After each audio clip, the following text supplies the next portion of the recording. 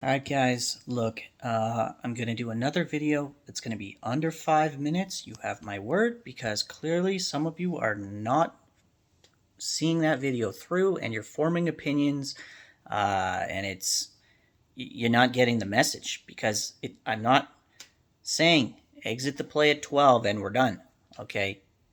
But I will throw some grade 1 math at you, okay? We have an SI right now of 110%. When these 1 million warrants go through, it's going down to 90%. Why is that? Okay, it's because they owe us 4.22 million shares. The float is 4 million. It's going to go to 5 million. There's another 5 million available. That would make the float 10 million shares. There's 6 million warrants total available for them that they could dump, okay? It can happen. And why wouldn't they? They're worth money. And if they go to Chicken Soup, they're going to have to try to get out at 134 a share of Chicken Soup. Good luck. And warrants are like options. They have an expiry time.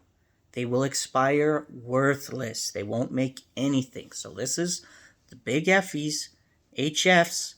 It's their opportunity to get some cash because they see the FOMO that's happening. Okay? The game changed after 2 million shares float and options. The game has changed. It's not the same. It's still a squeeze play, kind of. Depends. Depends on volume. Depends on retail buying. Okay? If they owe us 4 million shares from Friday, 2 on the buy, 2 on the put, like call put. If they owe us 4 there and they owe us 4.2 already from the SI, that's 8.2 million. If the float's 10, the SI is 0, because that's a 1.8 million share surplus. SI will be 0 if they dump all of those on us. That's just a fact. It's math. 10 minus 8.2, 1.8. How do we prevent that? We don't let them sell warrants. They're not going to exercise at 11.50 to sell at 11.50. There's fees per share. They're not going to get fees on on a million shares, let alone 6. We don't let them exercise for a profit. Whatever the warrants are trading for, if it's $1.50 plus $11.50, that's $13. That's why I said we peg it under 13. We make money.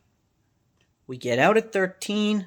We let the algo take over. It's controlled, you guys. It isn't a person on the other end.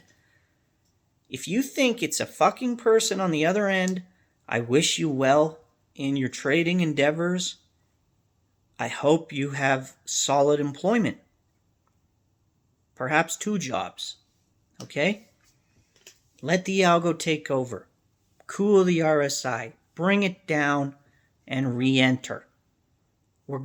It's infinite swings. They're going to try every time to let it go back to around $13 so that they can exit and get out. Okay? Or higher. Just because I say it's 13 doesn't mean it can't go past 13. Don't get me wrong on that. But the odds of them dumping get significantly higher the more we go above 13. Because they're going to look at it and say there's only so high before they see a red candle and people bail. Because you know they've been swinging this for 5 weeks. A lot of retail has been swinging it, not holding. I was begging people to hold before. Begging at $7, begging at $9. Please, hold. Get shares. And that was with a float of 2 million. Things have changed. The float is higher. They're like literally dumping warrants on us this week and saying we have a 6 million we can dump on you. Use your brains. Stop.